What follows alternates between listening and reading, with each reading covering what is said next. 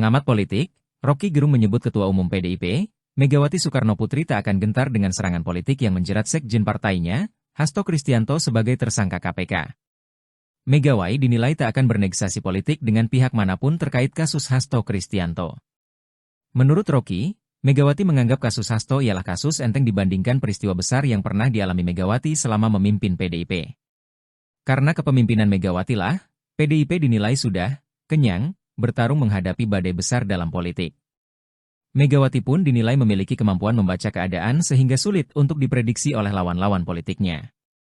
Pengamat politik, Rocky Gerung, melihat dalang dibalik penetapan Sekretaris Jenderal Partai Demokrasi Indonesia Perjuangan, PDIP, Hasto Kristianto sebagai tersangka ialah Joko Widodo.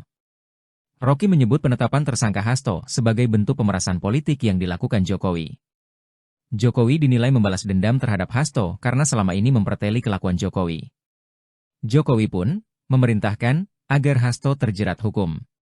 Terlebih, PDIP belakangan getol meminta agar kebijakan kenaikan tarif pajak pertambahan nilai, PPN, 12% diturunkan dan justru menuding bahwa usulan kenaikan PPN 12% merupakan ulah pemerintahan Jokowi.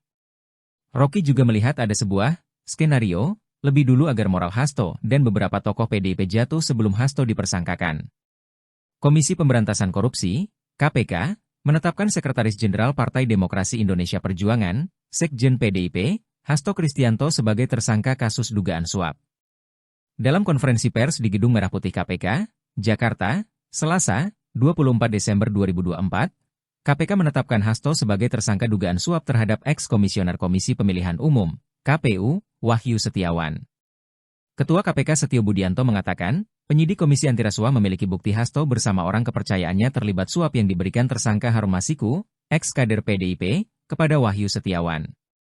Selain dalam kasus dugaan suap, Hasto juga dijerat dengan dugaan perintangan keadilan atau obstruction of justice, OJ, terkait perkara Harun Masiku.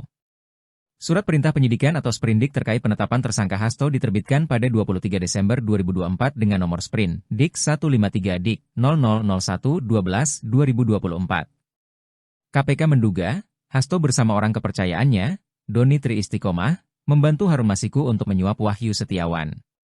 Hasto kemudian disangkakan melanggar pasal 5 ayat 1, huruf A atau pasal 5 ayat 1, huruf B atau pasal 13 Undang-Undang Nomor 31 Tahun 1999 tentang Pemberantasan Tindak Pidana Korupsi Yungto pasal 55 ayat 1, pertama Kitab Undang-Undang Hukum Pidana, KUHP. Sementara, dalam kasus dugaan perintangan penyidikan, Hasto dijerat pasal 21 Undang-Undang Pemberantasan Tindak Pidana Korupsi Yungto pasal 55 ayat 1, pertama KUHP.